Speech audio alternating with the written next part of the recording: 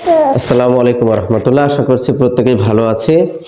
তো আমরা আজকে প্রশ্নমালা 23-এর পঞ্চম শ্রেণীর যে 8 নম্বর অঙ্ক আছে সেই অঙ্কটি নিয়ে সমাধান করার চেষ্টা করব। দেখুন, বলছে আব্দুল জলিল সাহেব 1930 সনের 7 জানুয়ারি জন্মগ্রহণ করেন। 57 বছর বয়সে তিনি অবসর গ্রহণ করেন। তিনি কোন তারিখে অবসর গ্রহণ করেন এটা আমাদেরকে জানতে চেয়েছে। দেখুন, এখানে বছর কিন্তু দেয়া আছে। যদি এখানে বছর, মাস, এরপর হচ্ছে দিন দেয়া থাকতো তাহলে অঙ্কটা একটু কঠিন হতো। এটা একেবারে সহজ অঙ্ক। তো আমরা লিখবো এইভাবে সমাধানের সময়। বাবা তুমি চুপ করে থাকবে, হ্যাঁ ঠিক আছে। তো এখানে বলছে যে আব্দুল জলিল সাহেব জন্মগ্রহণ করেন, তাহলে আমরা লিখি আব্দুল জলিল সাহেব জন্মগ্রহণ করেন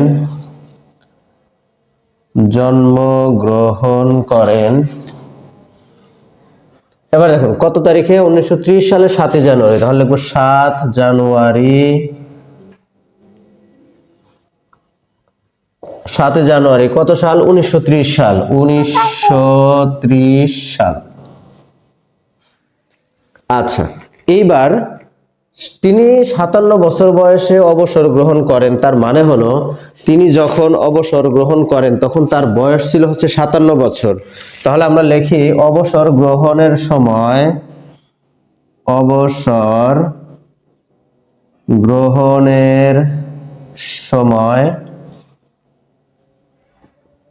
তার বয়স ছিল 57 বছর। লাগাই বাবা একটু, তুমি তো থাকতেছো না এমনিতেই, আম্মুর কাছে যাও, ঠিক আছে। এবার দেখুন, তাহলে তিনি অবসর গ্রহণ করেন কত তারিখে সেটা আমরা বের করব। তিনি অবসর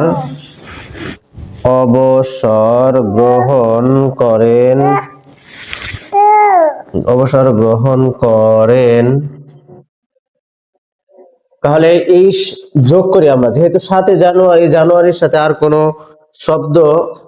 জানুয়ারির সাথে আর কোনো তারিখ যোগ করতে হবে না, এই কারণে এটা 7 জানুয়ারি থাকবে। 7 জানুয়ারি। দাঁড়াও আম্মু, একটু একটু একটু দেখুন, 7 আর 0 হচ্ছে 7, আর 5 আর 3 হলো 8, 1987। আচ্ছা, কি পড়েছে? আচ্ছা আচ্ছা আচ্ছা, এই যে এটা না, এটা আপনি হাতে নিয়ে থাকেন। তাহলে 7 জানুয়ারি 1987, এই 1987 সালের 7 জানুয়ারি তিনি অবসর গ্রহণ করেন। উত্তর লিখে দেব আমরা। উত্তর 7 জানুয়ারি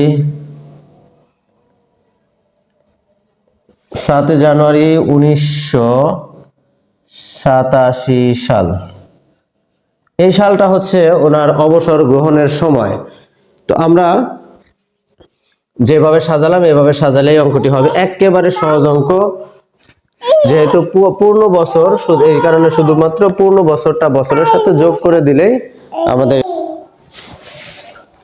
এখন আমরা এই অঙ্কটি সমাধান করি। আব্দুল আলিম 1923 সনের 24 মে জন্মগ্রহণ করেন। 1990 সনের 26 মে তার বয়স কত হবে? জি আব্বু, আপনি এখানেই থাকেন। হ্যাঁ হ্যাঁ, ওখানে থাকেন। এবার দেখেন, তাহলে এই তারিখ থেকে, এই যে এই 1990 সালের 26 মে থেকে আমরা যদি 1923 সনের 24 মে বিয়োগ করি, বিয়োগ করার পরে আমরা যদি তার সাথে একদিন যোগ করে দেই তাহলেই তার বয়স বের হবে। একদিন কেন যোগ করব সেটা বলছি একটু পরেই। তাহলে লিখবো কত থেকে, দেখুন 1990 সাল। 26 মে মানে হচ্ছে 5 মাস, এরপর হচ্ছে 26 তারিখ। এখান থেকে আমরা বিয়োগ করব, কত বিয়োগ করব? 1923 সাল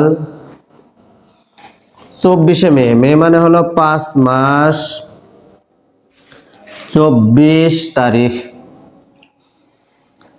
24 তারিখ যদি আমরা বিয়োগ করি তাহলে দেখুন তো 26 থেকে 24 চলে গেল হচ্ছে 2, এখানে হচ্ছে আমরা দিন ব্যবহার করব এখন, যেহেতু বয়স বের হবে। 5 থেকে 5 বিয়োগ হয়ে গেল, এখানে হচ্ছে 0 মাস, মাসে কিছু থাকলো না। এবার দেখুন 3 আছে 10 হবে, 7 হলে হাতের 1, 2 আর 1 হলো 3, 3 আছে 9 হবে, 6 হলে এরপর 19 থেকে 19 বিয়োগ করলে তো 0ই আসবে, তার মানে হচ্ছে 67। এটা হচ্ছে বছর, এটা হলো বছর, তার বয়স। এবার দেখুন এটা হলো বছর, মাস, দিন। যখন আমরা এখানে লিখবো তখন তো আমরা সাল লিখবো অবভিয়াসলি, কিন্তু এইখানে যখন লিখবো তখন আমরা এইভাবে লিখবো, এর সাথে তার জন্মদিন যেদিন আছে সেদিন যোগ করে দিব।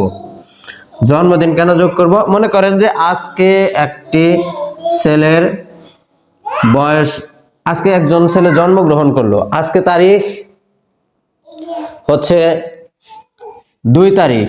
তো এই যে 2 তারিখে জন্মগ্রহণ করেছে, কালকে তার বয়স হবে কত দিন?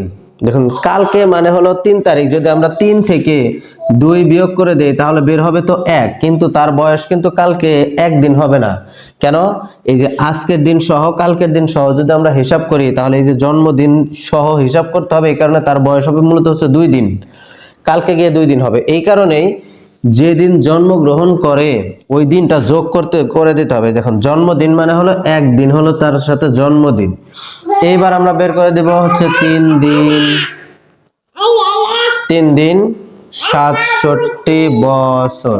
তার মানে তার বয়স মূলত হচ্ছে 67 বছর 3 দিন, কিন্তু আমরা যদি শুধুমাত্র বিয়োগ করি তাহলে 67 বছর 2 দিন বের হবে। যেহেতু জন্মদিনটাও দিন হিসাবে বয়সের সাথে গণ্য করতে হবে, এই কারণে একদিন যোগ করতে হয়। উত্তর লিখে দেব আমরা, উত্তর 67 বছর 3 দিন।